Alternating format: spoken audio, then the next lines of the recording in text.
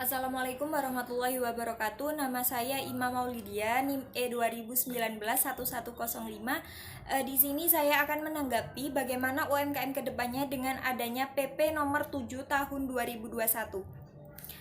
PP nomor 7 tahun 2021 tentang kemudahan, perlindungan, dan pemberdayaan koperasi dan UMKM.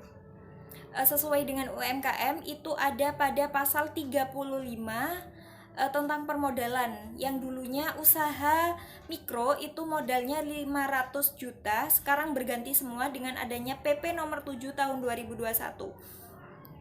Yang pertama yaitu untuk usaha mikro modalnya yaitu 1 miliar, maksimal 1 miliar.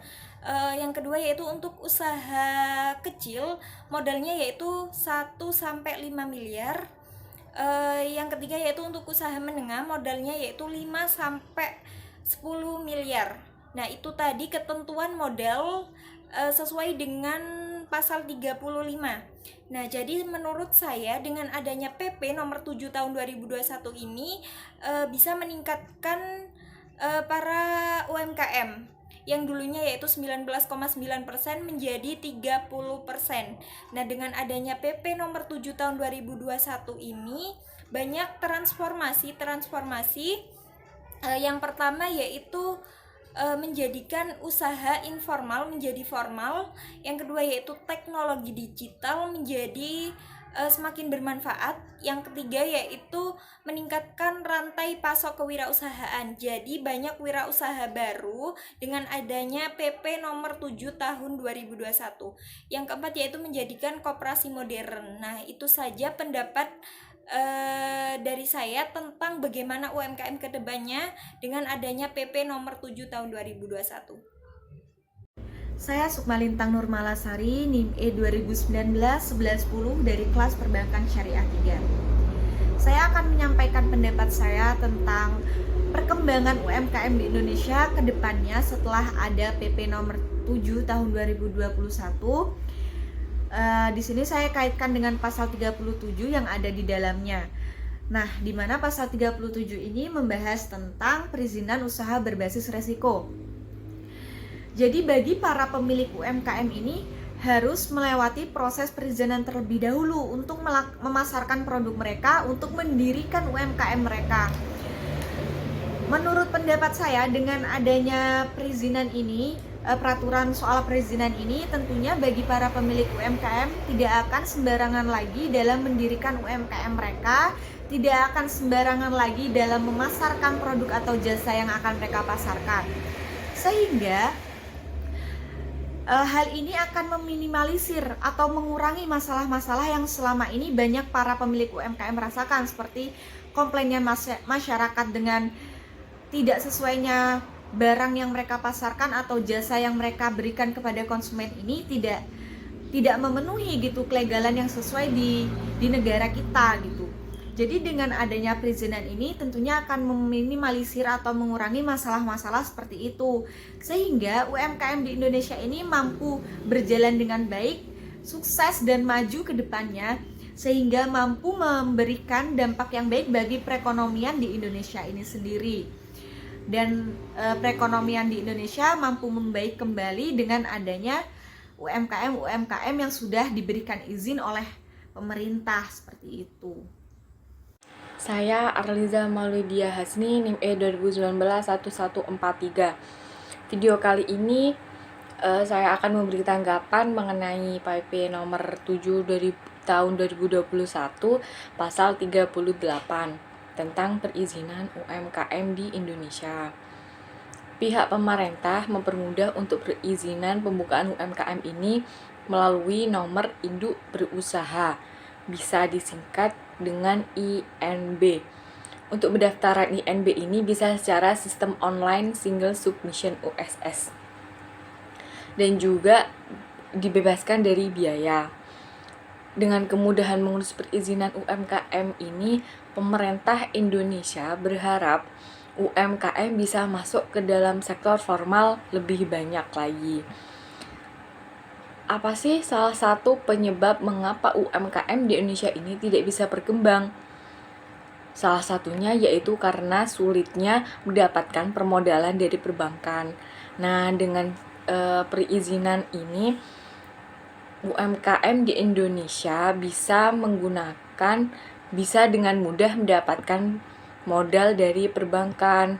Akan tetapi, dengan perizinan ini pemerintah memiliki pemenuhan syarat dan tata cara untuk pendaftaran UMKM sesuai standar, kriteria, dan prosedur yang telah ditetapkan. Harapan kedepannya untuk UMKM ini, masyarakat bisa mengembangkan lagi UMKM yang saat ini sudah berjalan untuk bisa memajukan perekonomian Indonesia. Assalamualaikum warahmatullahi wabarakatuh.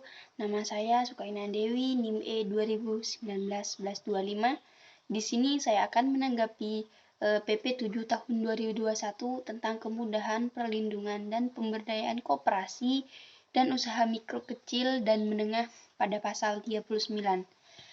Untuk yang pertama yaitu pemerintah pusat dan pemerintah daerah melakukan pembinaan dan pendaftaran bagi usaha mikro dan usaha kecil untuk kemudahan perizinan berusaha. Seperti yang kita ketahui, UMKM memiliki peran yang sangat penting dalam mendorong laju pertumbuhan ekonomi dan dapat meningkatkan sumber pendapatan daerah.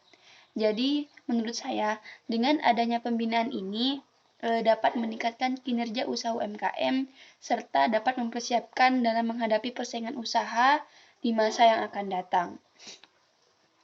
Dengan adanya pembinaan yang dapat meningkatkan semangat masyarakat untuk berwirausaha, otomatis angka pengangguran akan semakin berkurang. Lalu untuk adanya pendaftaran ini, sehingga UMKM dapat tertata dan terdata.